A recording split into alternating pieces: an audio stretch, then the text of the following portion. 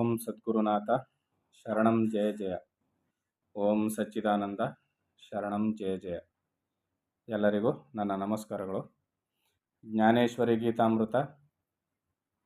ಕೃಷ್ಣ ಪರಮಾತ್ಮನು ಅರ್ಜುನನಿಗೆ ಉಪದೇಶವನ್ನು ಮಾಡ್ತಾ ಇದ್ದ. ಇಲ್ಲಿ ಜಗತ್ತನ್ನು ನಿರ್ಮಾಣ ಮಾಡುವನೆಂತಲೂ ಪಾಲಿಸುವನೆಂತಲೂ ಕಡೆಯಲ್ಲಿ ಸಂಹರಿಸುವನೆಂತಲೂ ಹೇಳುವರು. ಯಾರು? ಅಜ್ಞಾನಿಗಳಾದ ಮೂಢರು ಪರಮಾತ್ಮನಿಗೆ ಅವನು ಪ್ರಳಯವನ್ನು ಮಾಡ್ತಾನೆ, ಸ್ಥಿತಿಯನ್ನು ಮಾಡ್ತಾನೆ ಮತ್ತು ಉತ್ಪತ್ತಿಯನ್ನು ಮಾಡ್ತಾನೆ ಅಂತ ಪರಮಾತ್ಮನ ಮೇಲೆ ಈ ಆರೋಪವನ್ನು, ಸೃಷ್ಟಿ ಸ್ಥಿತಿ ಪ್ರಳಯದ ಆರೋಪವನ್ನು ಮಾಡ್ತಾಯಿದ್ರು. ಆದರೆ ಪರಮಾತ್ಮ ಯಾವುದೂ ಅಲ್ಲ ಅನ್ನೋದನ್ನು ಸಾಬೀತು ಮಾಡಿ ತೋರಿಸ್ತಾ ಇದ್ದ. ಮುಂದುವರೆದು ಹೇಳ್ತಾನೆ, ಹೇ ಅರ್ಜುನ, ಅಜ್ಞಾನವು ಸಂಪೂರ್ಣವಾಗಿ ನಾಶವಾಗುತ್ತಲೇ ಕತ್ತಲೆಯಂತಿದ್ದ ಭ್ರಾಂತಿಯು ಬಿಡುಗಡೆಯಾಗಿ ನಾನು ಅಕರ್ತನೆನ್ನುವ ಅನುಭವ ಉಂಟಾಗುತ್ತದೆ.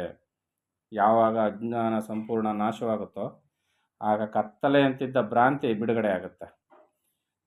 ನೋಡಿ, ನಮಗೆಲ್ಲರಿಗೂ ಸರ್ವೇ ಸಾಮಾನ್ಯವಾಗಿ ಅನುಭವಕ್ಕೆ ಬರ್ತಕ್ಕಂಥ ಮಾತು. ಯಾವುದೋ ಒಂದು ವಿಚಾರದಲ್ಲಿ ನಮಗೆ ಸರಿಯಾಗಿ ತಿಳುವಳಿಕೆ ಇರೋದಿಲ್ಲ, ತಪ್ಪಾಗೇ ತಿಳ್ಕೊಂಡಿರ್ತೀವಿ. ವಿಚಾರ ಮಾಡಿ ಸರಿಯಾಗಿ ತಿಳ್ಕೊಂಡಿದ್ದೆ ಆದರೆ, ಅಥವಾ ತಿಳಿಸ್ಕೊಟ್ಟವ್ರು ಅದನ್ನು ಸರಿಯಾಗಿ ತಿಳಿಸ್ಕೊಟ್ಟಾಗ ನಾವು ಅದನ್ನು ಪರಾಮರ್ಶೆ ಮಾಡಿ ಸರಿಯಾಗಿ ತಿಳ್ಕೊಂಡಾಗ ಏನಾಗುತ್ತೆ, ಹೌದೌದು ಇದು ನಾನು ಈ ಥರ ತಿಳ್ಕೊಂಡಿದ್ನಲ್ಲ, ಈಗ ಇದು ಸರಿ ಹೋಯಿತು ಅಂತ ಒಂದು ರೀತಿಯಲ್ಲಿ ಮನಸ್ಸಿಗೆ ಹಿಡ್ದಿದ್ದಂಥ ಅಜ್ಞಾನದ ಕತ್ತಲು ಮರೆಯಾಗಿ ಏನೋ ಒಂಥರ ಹೊಳಪಾದಂಗೆ ಆಗುತ್ತೆ. ಇದು ಎಲ್ಲರಿಗೂ ಅನುಭವಕ್ಕೆ ಬಂದಂಥ ವಿಚಾರ. ಆತ್ಮಜ್ಞಾನದ ವಿಚಾರದಲ್ಲೂ ಕೂಡ ಹೀಗೇನೆ. ನಮಗೆ ಅಜ್ಞಾನ ಸಂಪೂರ್ಣವಾಗಿ ನಾಶವಾಗುತ್ತಲೇ ಕತ್ತಲೆಯಂತಿದ್ದ ಭ್ರಾಂತಿ ಬಿಡುಗಡೆಯಾಗಿ ನಾನು ಅಕರ್ತನೆನ್ನುವ ಅನುಭವ ಉಂಟಾಗುತ್ತದೆ. ನಾನು ಮಾಡುವವನಲ್ಲ, ನಾನು ಅನುಭವಿಸುವವನಲ್ಲ, ನಾನು ಅಕರ್ತ ಅನ್ನುವ ಭಾವನೆ ಉಂಟಾಗುತ್ತದೆ. ಈ ನಿರ್ಧಾರವು ಸ್ಥಿರಗೊಳ್ಳುತ್ತಲೇ ನಾನೇ ಈಶ್ವರನೆಂಬ ತತ್ವವು ಸಹ ಆತನಲ್ಲಿ ಪೂರ್ಣವಾಗುವುದು.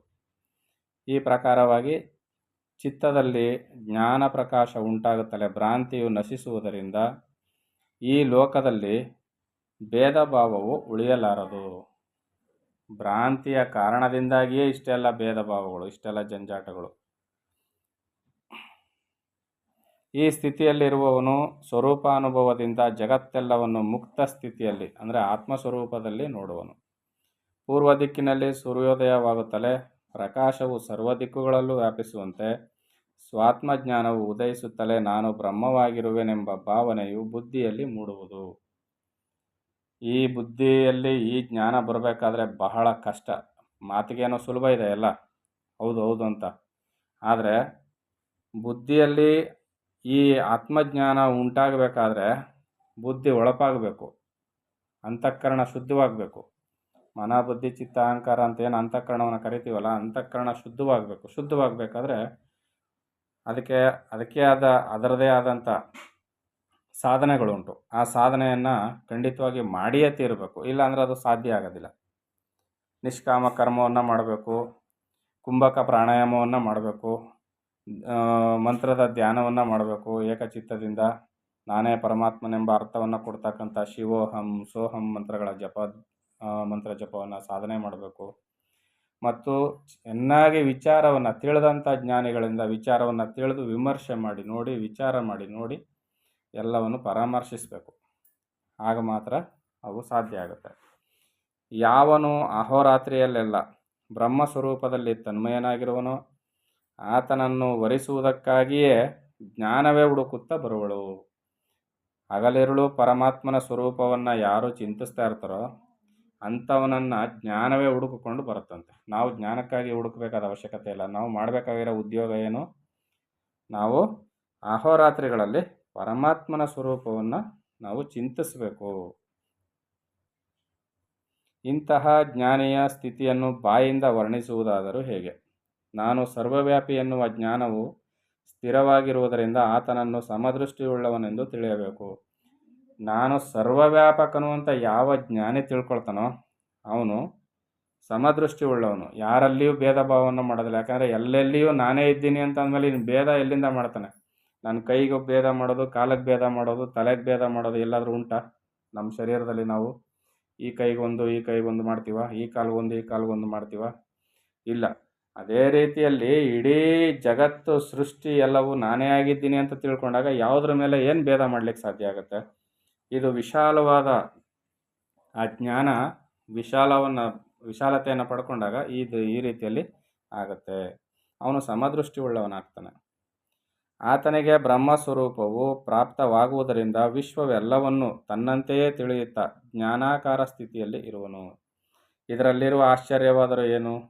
ಹೌದಾನೆ, ಎಲ್ಲವನ್ನೂ ತಾನೇ ಅಂತ ತಿಳಿದ ಮೇಲೆ ಅವನು ವಿಶ್ವವ್ಯಾಪಕನಾಗ್ತಾನೆ. ಇದರಲ್ಲಿ ಆಶ್ಚರ್ಯ ಪಡೋದಾದರೂ ಏನಿದೆ? ನಮಗೆ ಆಶ್ಚರ್ಯ ಆಗುತ್ತೆ ಅಷ್ಟೆ. ಭಾಗ್ಯವಂತನಿಗೆ ದೀನತ್ವದ ಅನುಭವವಾಗುವುದೇ? ಹೌದಾನೆ, ಭಾಗ್ಯವಂತನಾದವನಿಗೆ ದೀನತ್ವದ ಅನುಭವ ಆಗೋದಿಲ್ಲ. ಸೂರ್ಯನಲ್ಲಿ ಅಂಧಕಾರದ ಚಿಹ್ನೆಯು ಬರುವುದಿಲ್ಲ. ಅದೇ ರೀತಿಯಲ್ಲಿ ಅಮೃತಕ್ಕೆ ಎಂದಾದರೂ ಮರಣದ ಅನುಭವವಾಗಬಲ್ಲದೆ, ಚಂದ್ರನಿಗೆ ಎಂದಾದರೂ ಬಿಸಿಲಿನ ಅನುಭವವಾಗುವುದೇ? ಇದರಂತೆ ತತ್ವವಿಚಾರದಲ್ಲಿ ನಿರತನಾದ ಜ್ಞಾನಿ ಪುರುಷನಿಗೆ ಈ ವಿಶ್ವದಲ್ಲಿ ನೋಡುವುದಕ್ಕಾದರೂ ಭೇದ ಭಾವವು ಸಿಕ್ಕುವುದಿಲ್ಲ. ಈ ರೀತಿಯಲ್ಲಿ ಇರ್ತವೆ.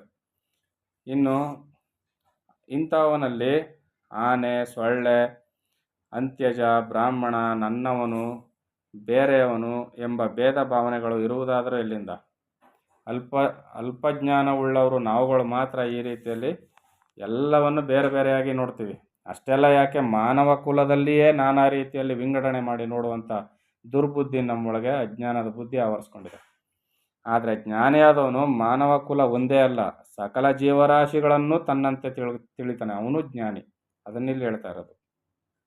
ಅವನು ಯಾವುದರಲ್ಲಿಯೂ ಆನೆ, ಸೊಳ್ಳೆ, ಅಂತ್ಯಜ, ಬ್ರಾಹ್ಮಣ, ನನ್ನವನು, ಬೇರೆಯವನು ಎಂಬ ಯಾವ ಭೇದ ಭಾವನೆಗಳು ಆತ್ಮಜ್ಞಾನಿಯಲ್ಲಿ ಇರುವುದಿಲ್ಲ.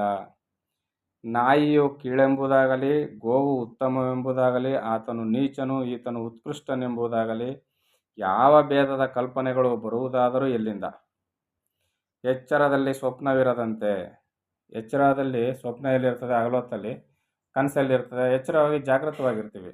ಅದೇ ರೀತಿಯಲ್ಲಿ ಸ್ವರೂಪಾನುಭವದಲ್ಲಿ ಹಾನಿಕಾರಕವಾದ ಭೇದ ಭಾವವು ಸಂಪೂರ್ಣವಾಗಿ ನಾಶವಾಗಿರುತ್ತದೆ. ಯಾವಾಗ ಆತ್ಮಜ್ಞಾನ ಬರ್ತೋ ಆಗ ಹಾನಿಯನ್ನು ಉಂಟು ಮಾಡ್ತಕ್ಕಂಥ ಈ ಭೇದ ಭಾವ ಬುದ್ಧಿ ಹೊರಟು ಹೋಗುತ್ತೆ, ಇರೋದಿಲ್ಲ. ಆಗ ಮಾತ್ರ ನಾವು ಈತನ ಜ್ಞಾನಿ ಅಂತ ನಾವು ತಿಳ್ಕೊಳ್ಳಿಕ್ಕೆ ಸಾಧ್ಯ ಆಗುತ್ತೆ. ಯಾವಾಗ ನಮ್ಮಲ್ಲಿ ಭೇದ ಭಾವನೆ ತುಂಬಿರ್ತದೋ, ಕೇವಲ ಮಾತಿನಲ್ಲಿ ಮಾತ್ರ ಮಾತಾಡ್ತೀವಿ, ಅದು ಯಾವ ಉಪಯೋಗಕ್ಕೂ ಬರೋದಿಲ್ಲ. ಯಾವನು ಈ ಲೋಕದಲ್ಲಿ ಸರ್ವಸ್ಥಾನದಲ್ಲಿಯೂ ನಿರಂತರವೂ ಸಮಭಾವದಿಂದಿರುವನೋ ಆತನನ್ನು ನಿರೂಪಮನು ಬ್ರಹ್ಮಸ್ವರೂಪವೆಂದು ತಿಳಿ. ಆಗ ನಿನಗೆ ತತ್ವಸಾರವಾದ ಸಮದರ್ಶಿತ್ವದ ಲಕ್ಷಣವನ್ನು ಪ್ರೇಮದಿಂದ ಹೇಳುತ್ತಿರುವೆನು ಕೇಳು. ವಿಷಯೇಂದ್ರಿಯಗಳನ್ನು ನಿಗ್ರಹಿಸದೆ ಸಾಮಾನ್ಯ ಜನರಂತೆ ವ್ಯವಹಾರ ಮಾಡುತ್ತಿದ್ದರೂ ಮನಸ್ಸಿನಲ್ಲಿ ವಿಷಯ ವಾಸನೆಗಳನ್ನು ತೊರೆದಿರುವನು. ಯಾರು? ಜ್ಞಾನಿಯಾದಂಥವನು. ಮನಸ್ಸಿನಲ್ಲಿ ಅವನಿಗೆ ವಿಷಯ ವ್ಯಾಪಾರ ಇರೋದಿಲ್ಲ. ಮತ್ತು ನಾನು ಅಕರ್ತನಾಗಿರುವನೆಂದು ತಿಳಿದು ಸಮದೃಷ್ಟಿ ಉಳ್ಳವನಾಗಿ ಲೋಕದಲ್ಲಿ ವಿಹಿತ ಕರ್ಮಗಳನ್ನು ಆಚರಿಸುವವನೇ ಜ್ಞಾನಿಯು. ಭೌತಿಕ ಶರೀರದಲ್ಲಿ ಭೂತವು ಆವೇಶವಾದಾಗ ಬಾಹ್ಯ ದೃಷ್ಟಿಗೆ ಕಾಣಿಸಿಕೊಳ್ಳದೆ ಅವ್ಯಕ್ತ ರೂಪದಲ್ಲಿ ಇರುವಂತೆ. ಇಲ್ಲೇನು ಹೇಳ್ತಾ ಇದ್ದಾರೆ? ಭೌತಿಕ ಶರೀರಕ್ಕೆ ಒಂದು ಭೂತ ಪ್ರೇತ ಹಿಡ್ಕೊಬಿಡ್ತದೆ. ನಮ್ಮ ಶರೀರಕ್ಕೆ ಒಂದು ಭೂತ ಪ್ರೇತ ಹಿಡ್ಕೊಬಿಟ್ರೆ ಆ ಭೂತ ಪ್ರೇತ ಹಿಡ್ಕೊಂಡಿರೋದು ಅದರ ಚೇಷ್ಟೆಗಳಿಂದ ಗೊತ್ತಾಗುತ್ತೆ ಹೊರತು ಈ ಶರೀರದಲ್ಲಿ ಭೂತ ಉಟ್ಕೊಂಡಿದೆ, ದೆವ್ವ ಹಿಡ್ಕೊಂಡಿದೆ ಅಂತ ಯಾರಿಗೂ ಕಾಣಬರೋಕ್ಕಿಲ್ಲ.